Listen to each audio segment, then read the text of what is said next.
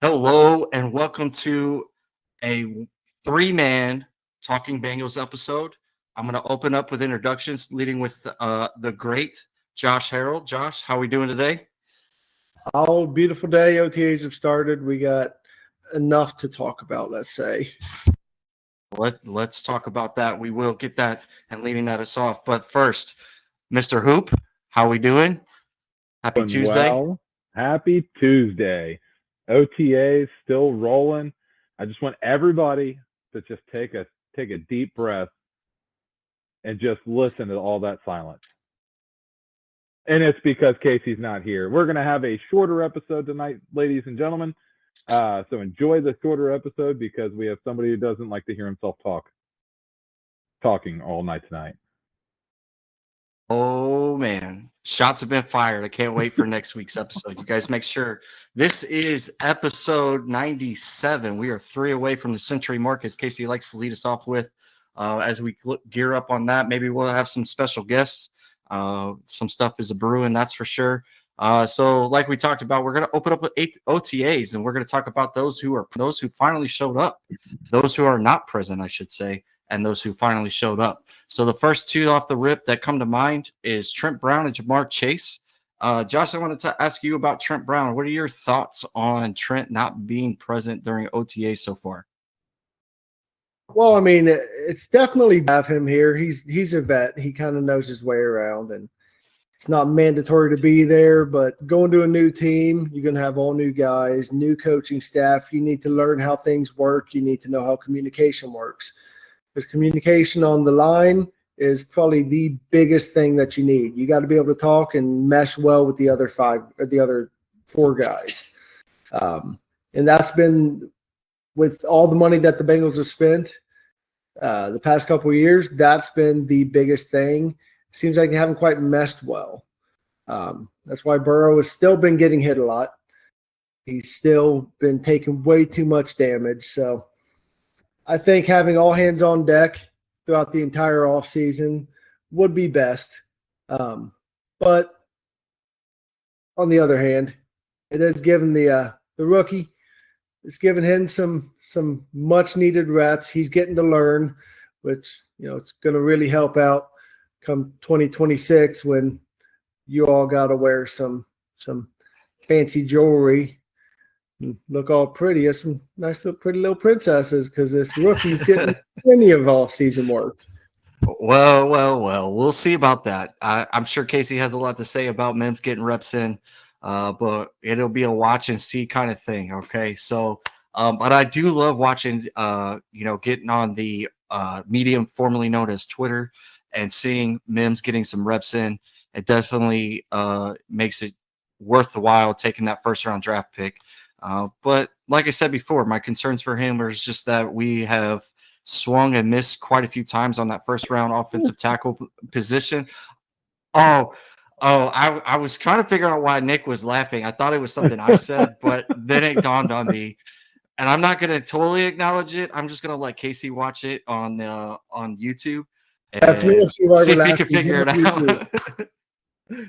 Oh my gosh. But anyway, so I do kind of agree with you, Josh, about half of Brown County not being there. We have 2/3 of the skyline or the Cincinnati skyline present as our guy Teddy Karras likes to call it. But not having the full skyline there is definitely concerning. Uh, Nick, we kind of talked about it last week, but I'm going to kick you the other one that's kind of not alarming, but definitely still concerning. That's Jamar Chase, and he hasn't been present at OTAs so far, even getting any type of reps in with the full team because majority of the team has been present the last week and a half of these volunteer OTAs. So, what are your thoughts on Jamar? Maybe he's spending time with family. I mean, it's off season, voluntary workouts is what they should be called. Off season voluntary workouts. That way nobody gets the idea that these things are mandatory. I mean, let's just be honest, okay? Jamar Chase is working out. He is doing off season work. Most likely he's getting reps with Joe Burrow. He's most likely getting reps with Jake Browning. We're just not seeing it, right? He's in the weight room. Can almost guarantee that. The guy's a workhorse. He knows what needs to be done, and he does it. Okay, he's not there at OTAs, the voluntary workouts. Okay, they're voluntary for a reason, right? They're there so the press can see, oh, so and so showed up, and give them their FaceTime, right? But in all reality, I would probably say the vast majority of their workout time is not on camera. They're not going to be showing out on the field, running serious routes or studying films and, how do I work this cornerback, or how do I kind of twitch and free myself up in a double coverage against the Chiefs this year with these guys covering me, because Jamar's going to be double covered. That's almost guaranteed. T. Higgins, if he actually plays, which we're hoping to God he does. Another topic to kind of talk about there. But I think essentially Jamar Chase is just trying to make sure he stays healthy.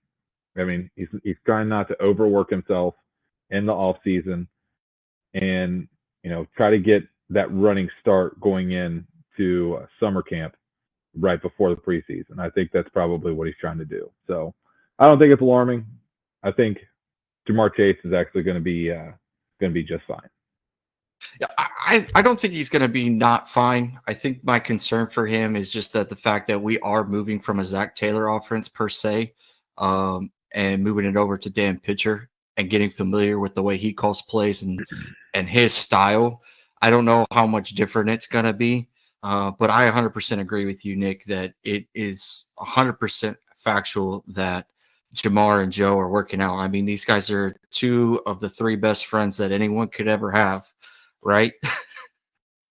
Oh, Josh, I'm sorry. That one got me. The first one didn't get me, but that one got me.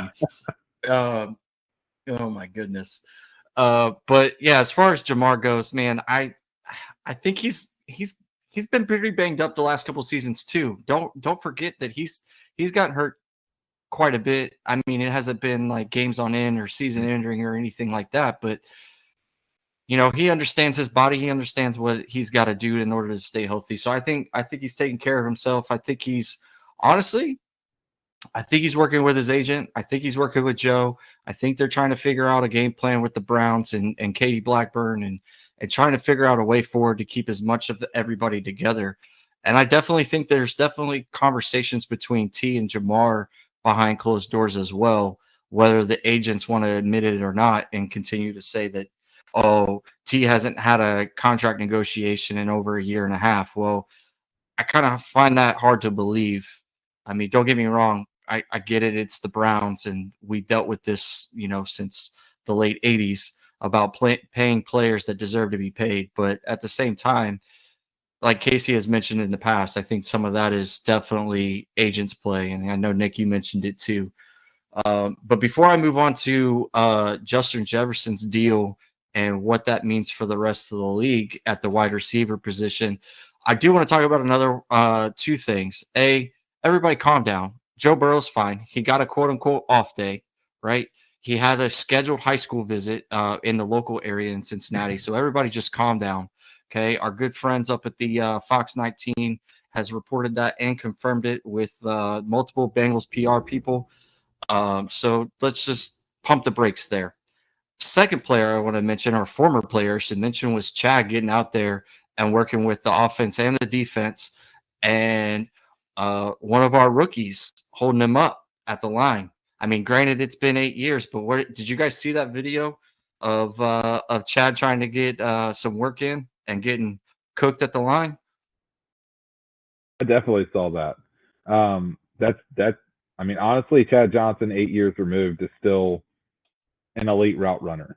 He still has the footwork. I mean, he might be a step slower, but still, that's much better route runners than most all the league. I mean, I don't see another receiver that can run a route like Chad Johnson did. The guy legitimately could get open in a phone booth triple covered. And I just love it. Just brought back a memory hearing how Chad Johnson used to call the coaches at like 2 or 3 in the morning. Hey, I'm still open. I mean, that's just awesome. But to have that confidence, but also at the same time, I mean, he had a reason why he was that confident. He was that good. He worked that hard, and he earned his right to be able to be that confident. But to see a rookie be able to do that, come on now, you can't not get excited about that. How do you not get excited about that? Cook and Chad Johnson at the line, a guy who still has to beat. So that's why I made the comment on our Facebook post about the real video of Jackson holding him up at the line, and maybe Dax is out of a position because they moved him to corner so that he can get some work in and get some reps in. But you've already got DJ Turner, right? We got the other second-year player. I can't think of his name off the top of my head because I didn't write it down, so my memory's foggy. And then now you got Jackson coming in as a rookie. Let's go, Josh. Yeah, I didn't quite see that video. I haven't really been doing that much on Facebook or anything. You're a working man. I understand. He's too busy drinking that coffee. It's delicious. I'm parched. Just gotta get on YouTube to check out the fun. Take your career to new heights with Constructive Curiosity. Whether it's career coaching, mental performance training, or business management consulting, Constructive Curiosity has the insight to get it right. Visit constructivecuriosity.com to get started today. Well, with that, so we're gonna transition over to Justin Jefferson inking his deal. Again, this is not a Bengals conversation per se. It's because now he's a 4-year, $140 million extension to stay with the Vikings. But did anyone really believe that he was going to leave or get traded? Not at all. There's not a chance they were going to let him walk out. Not a chance. Right. Absolutely not. Easily top 3 receiver in the league right now. I'm going to be probably maybe even top 2. All right. I'm still going to put Chase at number 1 because I'm biased. But, CeeDee Lamb's got to be up there because I was looking at his numbers because they were making the comparisons between those two. But what does this mean for Jamar and the Bengals going into the 2026 season since we signed him to an extension through 2025? What kind of money is this going to set the bar to, and what are we going to have to do in order to keep Jamar here? What big players are going to have to step in, I guess, is my question. I'll lead it off with you again, Josh. What are your thoughts? It's huge. That's a ton of money. That used to be quarterback money. Now quarterback money is doubled, and we're looking at receivers now making what quarterbacks used to. I mean, quarterbacks and position players, they're getting exponentially more expensive to keep, which is going to be just going to be a ripple effect. The cap's going to keep going up because players are going to keep making so much, and I really don't know what it's going to mean in terms of how much Jamar's going to demand, because I mean he's going to take a lot of money. We were all hoping, Burrow, hopefully he'll take a hometown discount and he'll be able to keep all of his guys around him, take a little bit less money, and turn around. He's the highest paid player in history. I think it's going to come down to Jamar. He's going to be looking for some big money as well. It's going to make it harder to keep people like T, because we know Jamar's coming up. We know his money's going to be coming up in the next couple of years, if not just next year. So I think that's going to be seen, I guess, but we'll see what Nick has. I mean, I think it brings up a very valid point, with Justin Jefferson getting that money, what kind of deal are we going to be able to give, Chase to keep him? Is it a contract like what Tom Brady used to have, where, yeah, he was getting paid some good money, but also he was getting endorsement deals. He was getting commercials, getting all these other endorsements because they're winning championships. So I think it all just depends on how our seasons go. And Josh, I'm going to tip my hat to you, man. That is awesome. You got to watch the YouTube video. Make sure while you're there, you hit a follow. But seriously, I think that the deals are only going to be made appropriately for the Bengals if we start winning championships, not AFC North championships, not AFC championships, Super Bowls.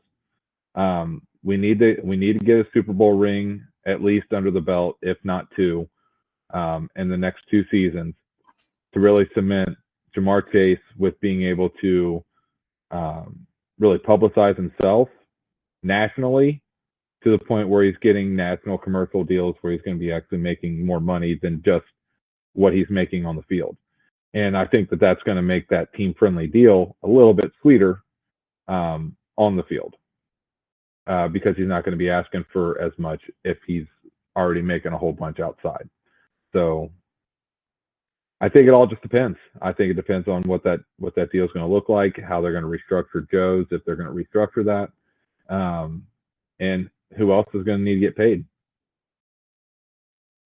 Absolutely. I don't see how I don't see the upside to this, to be honest with you. And I think it's going to hurt the league across the board because like Josh had mentioned, wide receivers are now getting quarterback money. Well, if you have 2 players on your individual getting quote unquote quarterback money, i.e. the quarterback and the wide receiver, who else are you going to be able to fund? I saw a thing on X earlier today that said linemen are going to start getting paid $15 an hour because organizations aren't going to be able to afford them anymore. So what is this going to do to the rest of the market? And so I guess, like Josh said, we're just going to have to see how it goes and see where we go from here. I definitely think that it's going to hurt trying to retain a guy like T. Higgins. I definitely think a Super Bowl is going to have to be what happens as well in the next little bit, especially while we still have majority of this core. I know that no team is alike 2 years in a row, but we've got to figure something out. And then that also being said, Sheldon Rankins said today after his first practice, I meant to bring this up earlier, that it's Super Bowl or bust. And that was the whole reason why he signed here. So everybody on the team and everybody in the organization for 2024 and, early 2025 is saying, like, this is the year the Bengals are going to win the Super Bowl, and they have to, or it's worth nothing. So I love that mentality. I love that mindset across the team.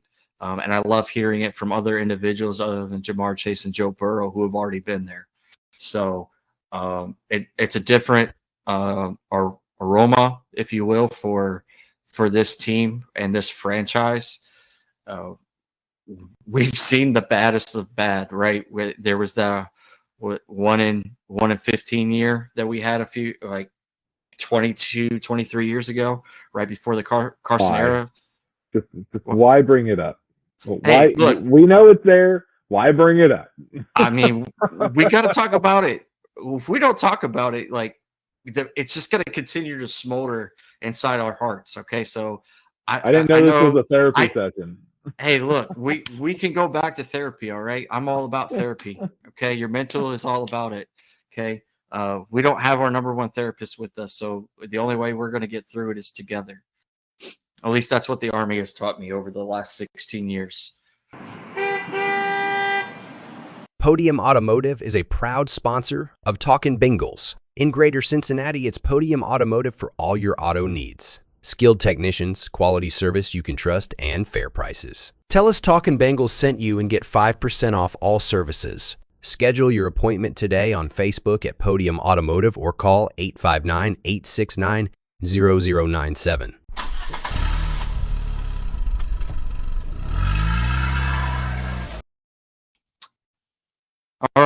Well, moving on to our next segment, we're going to go segue into Who Dey history. We're going to talk about 2004 Carson Palmer. I didn't want to talk about all of Carson Palmer's years. I specifically only wanted to talk about 2004 because this was his first year starting for the Bengals. He sat a season after being drafted first overall in 2003 behind John Kitna.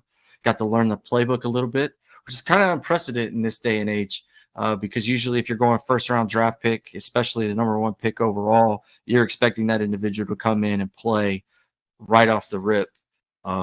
And honestly, part of the reason why I picked Carson Palmer in 2004 to talk about the 2003 piece, you don't, because you don't see it, it's kind of missed, right? You other than the likes of like a Joe Burrow, right? But other quarterbacks around the league that got drafted 1-2. Zach Wilson is a prime example. I would have loved to see Zach Wilson sit and learn a playbook behind, a Joe Flacco in New York, and maybe actually learn something instead of just being thrown to the wolves and just having to figure it out. Luckily, we haven't had to deal with that, because Andy Dalton came in, as that third round draft pick and it helped us out a lot. But what are your guys' thoughts? Again, I'm going to keep opening up with Josh. Let you get your thoughts out first. 2004 Carson Palmer. I mean, as you said, it's his first season starting, which is essentially your rookie season. You can sit on the bench. You can learn as much as you can, learn the playbook, get chemistry, but nothing matches when you're actually out on that field and people are trying to hurt you. So, I mean, for a rookie season, I mean, it's not bad.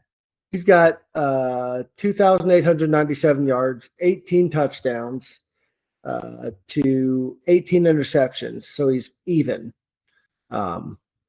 You've got, I mean, obviously most of his receptions went to Chad Johnson at that time. Yeah, he had Hoosh. We all know we love Hoosh. Hooshman's obviously the best.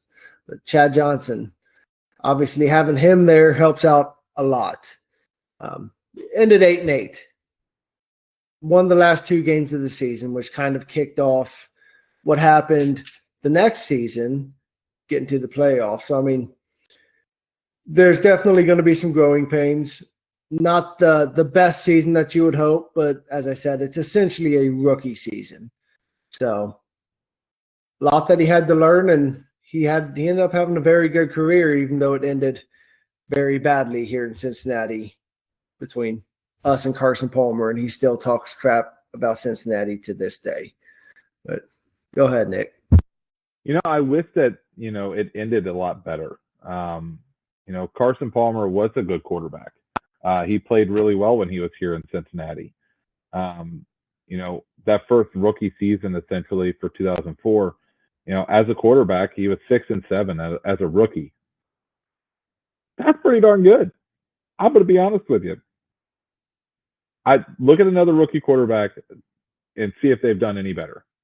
They're going to be about there or around there, right? Maybe one or two games winning because they had a better defense. Maybe one or two games on the loss side more because they had a terrible defense. But all in all, they're around there, right? One or two games here or there. And, I mean, he did have a lot of weapons around him with Chad Johnson, TJ Hushmanzada. When did Corey Dillon leave? Was that right before Palmer? That was when we picked up Sed Benson, wasn't it? I think 03 was his last year, if I'm not mistaken. We had 8 years with Corey, so I think 03 was his last year. Yeah, that's why. We went and got Benson. And we picked up Benson. He was supposed to be someone who was incapable of fumbling the ball. And I think he did a pretty good job. Did have a few fumbles, but at the same time, I mean, almost throwing for 3,000 yards in 13 games. Pretty darn good as a rookie quarterback, essentially. Like you said, Zach, brought up a really good point. These rookie quarterbacks, when they get drafted 1 or 2, first or second pick in the draft, they don't sit behind a veteran quarterback. They don't have any games that they sit to learn the strategy and the faster paced game. And Josh, you mentioned it too. I mean, it's totally different when you're having, grown men who are veterans coming at you to knock your teeth in. That's a whole different ball game than doing it on the practice field or doing it in college where you can run around a little bit more, where there's a little bit more skill discrepancy. And I mean, I'm just going to keep on harping back on, out of 13 games, he won 6 of them. That's pretty darn good for a rookie quarterback. And then look at the next season, right? That 2004 season set up the 2005 season where they went 11-5 with him at the helm. I mean, if that shows you anything, that shows you the value of what Carson Palmer did during that time. So talking about that, I pulled it up. I was looking at, I said 1-15 earlier. It was actually 2002 was 2-14. I don't know what just happened. 1-15, I think, was back in the 90s. Not seeing it, but it is what it is. It was a painful 90s. It was a painful early 2000s before the Carson Palmer era took off. So we went 2-14 in 2002, 8-8 in 2003. I think that Carson Palmer coming in put a little pressure on John Kitna to perform well because he knew that he had an actual opportunity to lose his job because prior to that, there wasn't really much competition for John. 2004, 8-8, 2005, 11-5. We win the division. First time in a long time. I want to go back. 1990 was the last time we won the division. And then we won't talk about the playoffs because that's more, in my opinion, that game is more painful than the 2015 game. And then going 8-8, 7-9, 4-11, and then 10-6. And then his last year, 4-12, before we kicked off the Andy Dalton era. So like you guys have mentioned as well, it didn't end very well. I get it. The organization isn't what it is today. And man, but Carson came in and he lit a fire into the offense, kind of the way we're seeing with Joe Burrow. And man, just what could have been with 2005. I don't have any other words to say other than that. But the other thing I wrote down was the chemistry between Chad and TJ. You guys alluded to it a little bit, but that chemistry between the three of them, man, it was electric. It was exciting. And I think TJ being successful as well allowed Chad to be Chad because Chad without TJ wasn't as, electric per se. Chad was always who Chad has always been, but we didn't get to see Chad's personality and who he was in the media and wearing the Hall of Fame jacket and touchdown celebrations until that Carson Palmer era kicked off. And 60%, almost 61% completion rate on that, almost 3,000 yards in 13 games. Don't really love the 18-18. Nor the 25 sacks in the 13 games, but hey, he's a rookie. The offensive line was what it was. It's definitely not what it's been as a recent, but it's he got hit a lot. He got hit a lot, absolutely. A lot. And it essentially cost him, a Super Bowl here in Cincinnati. That was the year too. That big dog didn't roll right over his knee. I mean, honestly, we're gonna go back to that game for a minute. It looked like he intentionally rolled over on that knee. 100%. I don't think anybody will disagree with you unless you're, him or the Steelers, because they're all smug. And it looked like he rolled on Carson Palmer's knee on purpose. Dirty football. Like there's at the bottom of the pile, there's pinching, pulling, poking, prodding, punching, whatever. But at the end of the day, you're not doing anything to try to end their career because at the end of the day, this is your job, right? Right.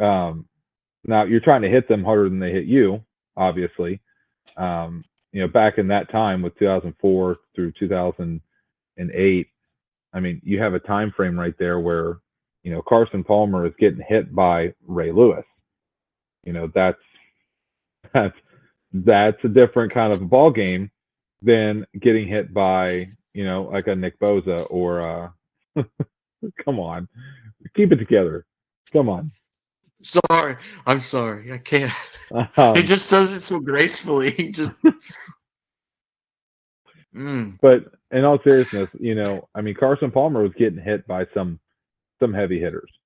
And when you're looking at the different kinds of heavy hitters that, how quarterbacks used to get hit as opposed to nowadays, now they pretty much have to pick up the quarterback and then lay him down on a pillow and cover him up.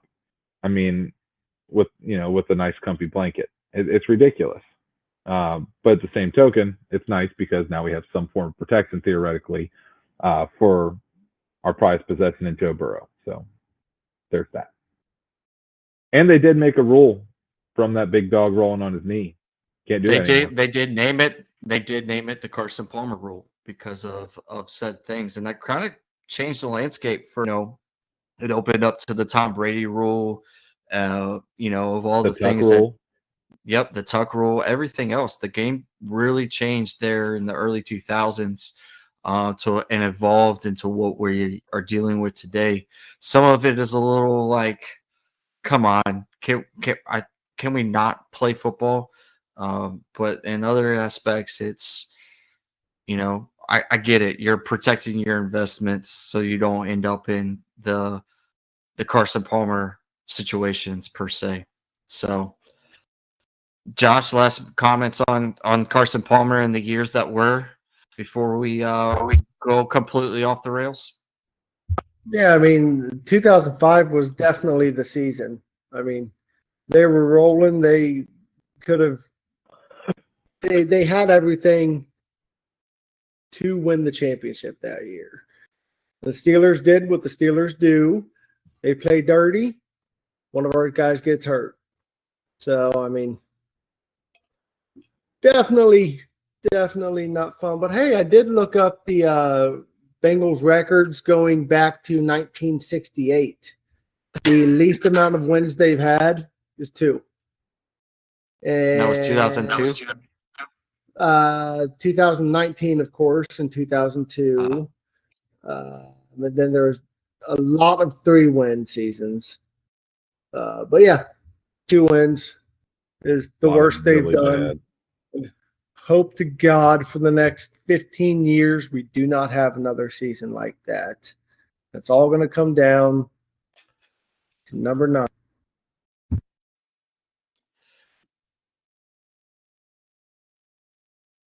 So with 2005, and I'm going to end this and we'll move on. If you look at that playoff game, since we've already opened that can of worms and that little bit of pain, and we're going to have a little bit of therapy over it. I remember where I was. I was at the CLC in Florence, all church youth group watching it on the big screen, and you see Chad Carson throw the ball down the field, got the big play, got it going, everybody's celebrating, and then it's dead silence throughout this gymnasium. And then look what happened the rest of the playoffs. Steelers go to the Super Bowl. Steelers win the Super Bowl. We missed out on the opportunity to play against Sean in the Super Bowl. Think about that story from a national media perspective and what that could have done for our market, especially since we reside. Well, you guys reside on the Kentucky side of it. I'm still partial down here in the deep South. Guess what? You just proved that advertising on podcasts works. Reach thousands of local listeners each week and grow your business. Reach out to Talkin' Bengals today to find out more by emailing talkinbengals@gmail.com. So, it's going to lead into the off the rails discussion banter, off-season banter. What do you guys want to talk about? I have a huge topic, and it's in regards to youth sports. So youth sports. Okay. And the way that parents are treating officials, right? Whether it be referees in football, umpires in baseball, or referees in any of the other sports, right? Line judges in volleyball. Guys, these are kids playing sports. Okay? An entire baseball, football, basketball, whatever sport your kids are playing, that league should not have to remind you to treat those officials with respect. You are trying to teach your children how to treat other people. Okay? Understand that. And Yeah, I mean, I agree. yeah, if true. you're trying to meet that referee or umpire out in the parking lot to fight them, okay, this is over kids' sports. They're trying to go out there, have fun, and develop and learn a team sport, learn life lessons. They're not going to win championships and go on to be a pro athlete about 99.9% of the time. Okay? It's okay. Kids have to learn how to win and lose, and that's where the arena for it is. and I mean, really, at the same time, you look at the officials; they're not getting like, professionals. They get these guys that just do it on the side, pay them $30, just spend some time out there, and like, yeah, mistakes are going to happen, but in the grand scheme of it, it's really not affecting the game as much as, you know, hit a home run, like kill the ball. I mean, that's really what you need to be teaching. Don't leave your hands in the fates of the officials. That's what we say all the time. You can't do that. I mean, yeah, bad calls happen in professional sports, and those officials get crushed for it because that's their profession. But these guys, they're just doing it to have something to do most of the time. Most of the time, it's older guys. They're just out there to have fun, give them something to do for a couple hours a week. So it's really not called to yell and scream at these guys and want to get physical with them. It doesn't do anyone any good. I mean, the youth baseball umpires anymore, they're starting to be younger and younger. Like, I'm talking like 14, 15, 16 years old. You know, you are teaching these kids how to treat umpires, as they get older. Because these kids, not only are they just trying to earn some money so they can have some spending money to maybe take their girlfriend out on a date or take their boyfriend out on a date, like, you have to be mindful that these kids, they're also learning as well, even if they're umpiring your kids' games. If they're refereeing your kids' football game or soccer game, whatever, right? They're learning the game too. They're going to make mistakes. It happens. We're humans. We make mistakes. It's called grace.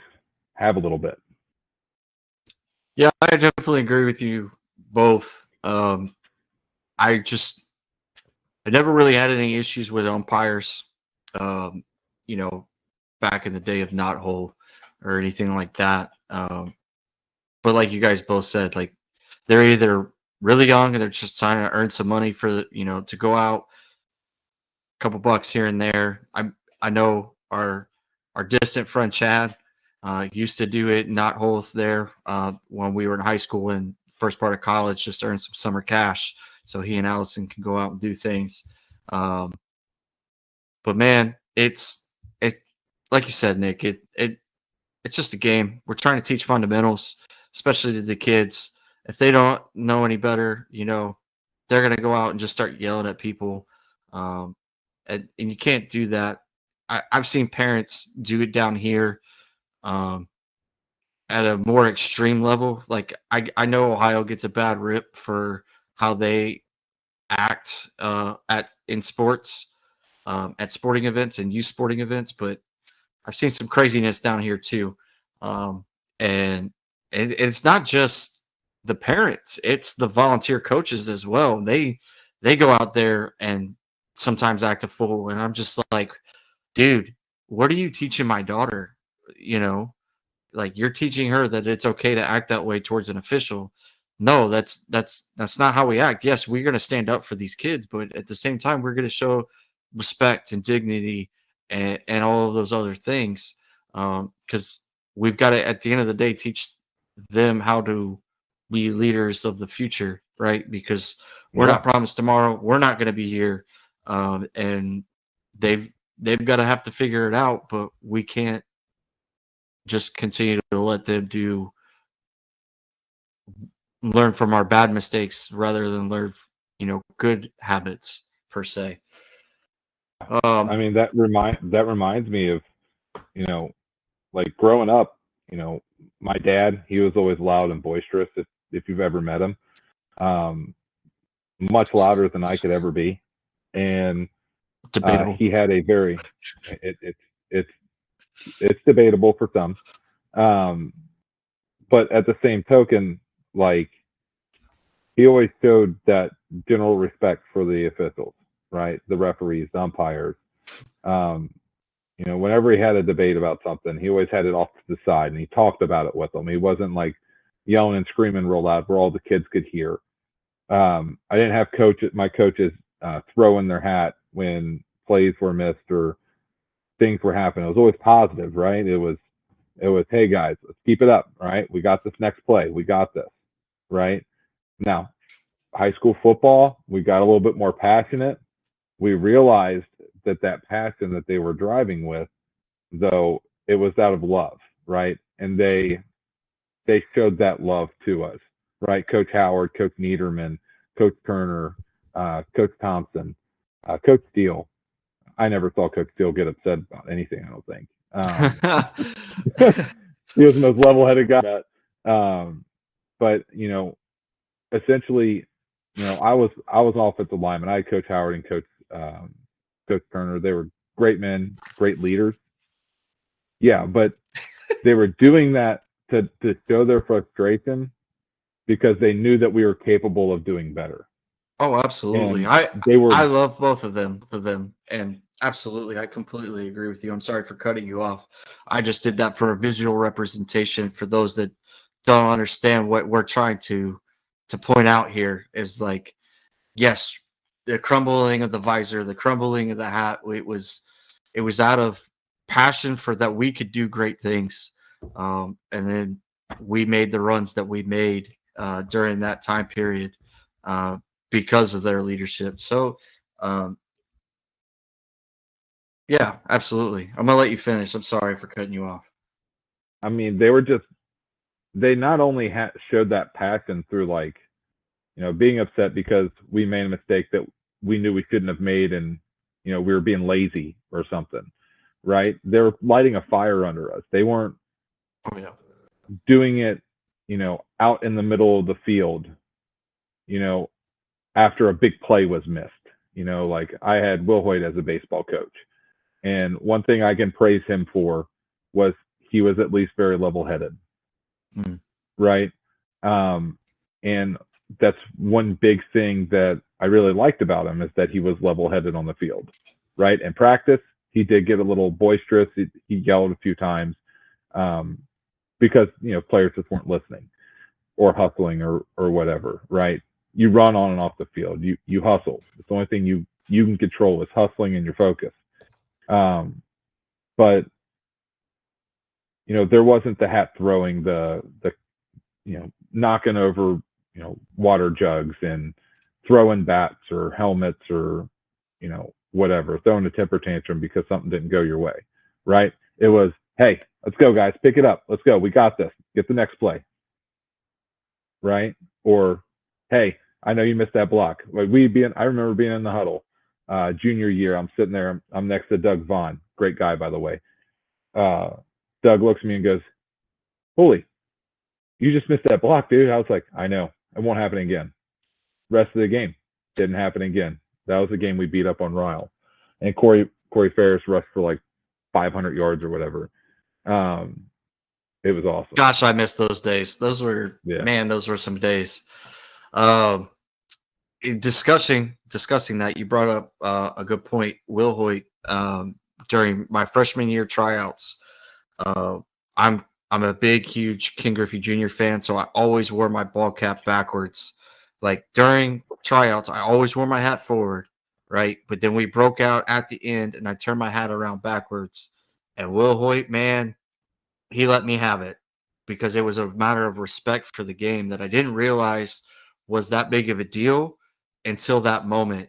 And from that day forward, I knew to respect the game of baseball at a different manner because I am not Ken Griffey Jr. I am not the future face of an entire sport per se. And this was 2004 when this happened. So, but yeah, absolutely. It was always about passion and building us up and leading us through potential, which is going to lead me to the next portion of this is talking about kids being coachable and understanding constructive criticism versus absolute toxic energy, right? Like that's the biggest talk about across the board.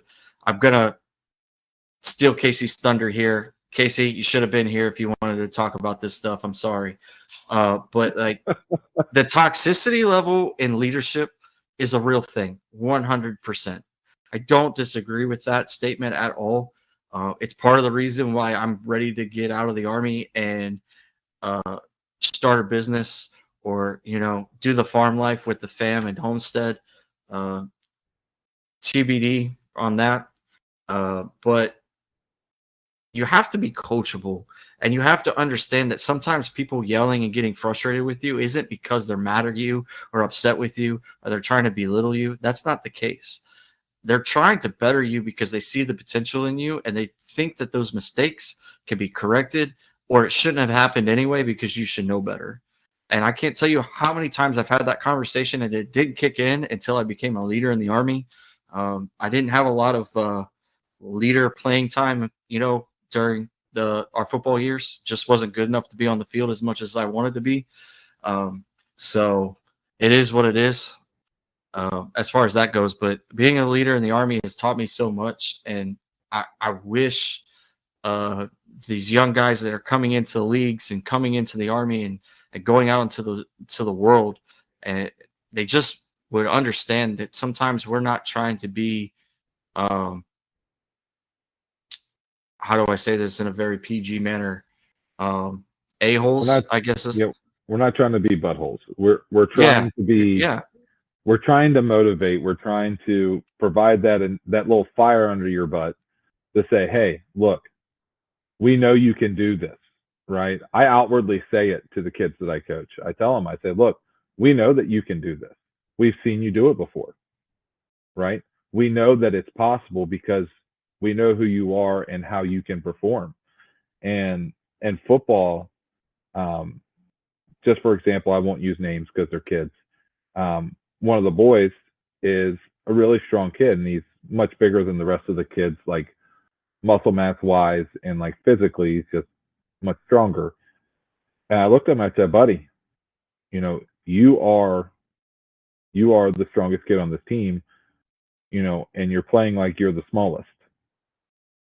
I said, what do I have to do to teach you how strong you are? So I had him this is a first grader, over at the 2-man sled, and he was pushing the sled by himself. And I was proving to him how strong he was.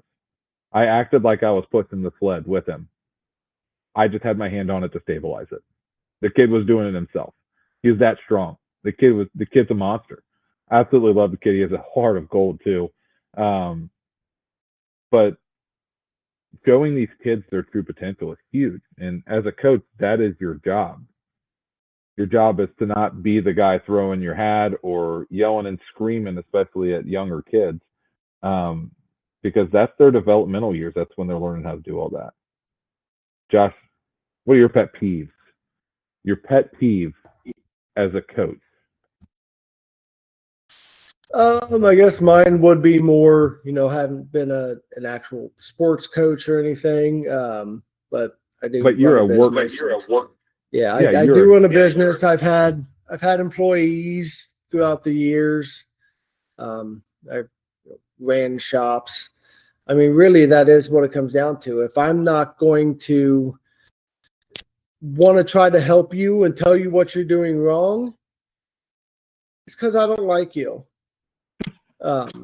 If I like you, if I think you can do better, then you know what? I'm going to tell you what you're doing wrong and how to do it right. Because you've shown me at some point that you have the ability to do it better. So, I mean, really, that's what it comes down to.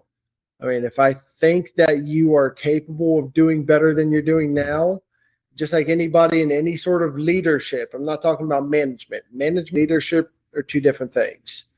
Sure. Anybody can be a manager. Not everybody can be a leader. So a leader is going to show you how to do it right and teach you. Manager is going to just tell you how to do it and then go sit down. So that's really all I got to say about that. I mean, Josh, you bring up a good point right there, dude. There's managers, and then there's leaders, and then there's, your manager who is a leader. A manager who is a leader is the complete package, right? Somebody who could tell you what to do because, hey, I'm the boss, and you respect that because they've been able to show you how to do it and teach you how to do it, right? I have one of those right now currently at work. He knows how to do it. He's teaching me how to do it, and he's providing me the time and his availability, which is slim to none, to bug him, to provide extra coaching, when I need it. That is a manager who is a leader. And those people in your organizations are almost irreplaceable. Yeah, I would agree. It's the same as what I've dealt with, especially in recruiting command.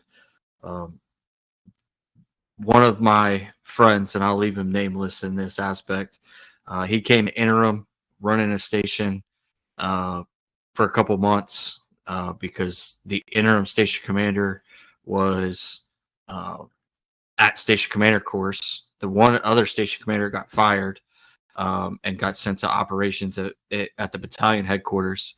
But if I'm speaking jargon to some of you guys out there right now, I apologize. I'm gonna go Army on you just a little bit. And he literally just looked at every person that I was working and trying to put in the Army and better their life. And he was like, dude, you've got a lot of working pieces here, and you're just missing one little bit.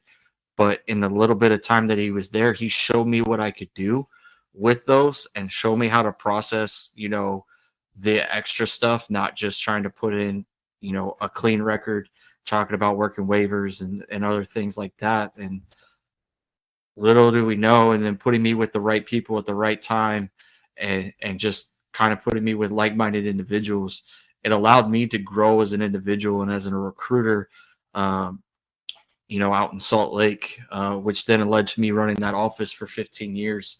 And I took what he did, and then it took the lessons learned from the other couple station commanders prior to that in that first 2.5 years before I got thrown into the seat, per se. And I know who I am. I know who I am, and I know who I'm not. And with that, I just kind of take it with a grain of salt. And I, like Josh made a good point, right? He was talking about, like, if I can depend on you and I feel like you can do it, I'm gonna ask you for help. But the second you show me you don't care or you can't do it, I'm not gonna go to you because I can't depend on you. And I'm just gonna either do it myself or I'm gonna find somebody else to do it.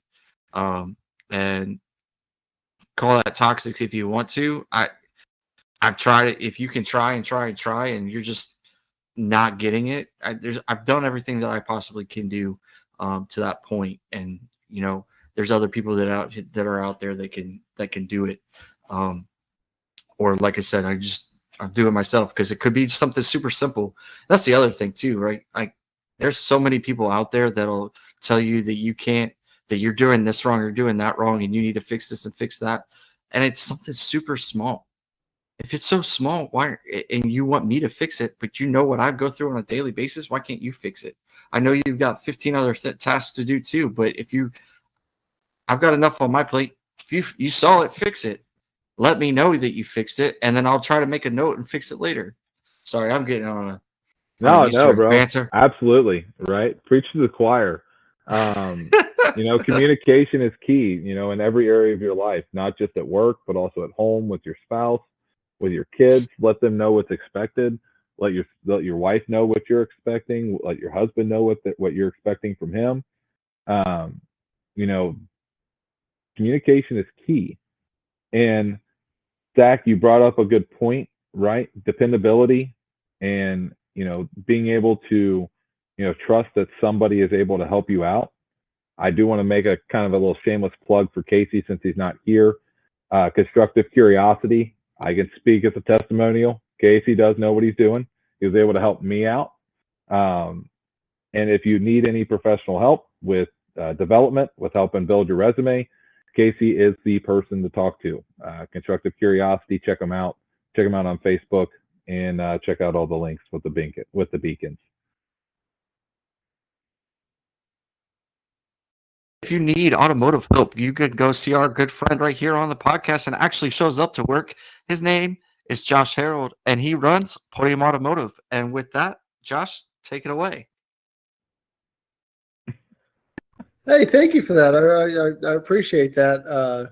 Definitely wasn't expecting it. I was ready to refresh myself. But yeah, no, definitely come see us. I don't know. I was not expecting this at all. This is our off the rails topics. But yeah, seriously, no, I was completely caught off guard. But Well, yeah, here, can I finish? I'll finish it for you since I started it. I'll go ahead and finish. Mention Talking Bengals and when you call Podium Automotive and get 5% off your automotive needs. yeah, we So- actually have Talking Bengals cards on the desk now.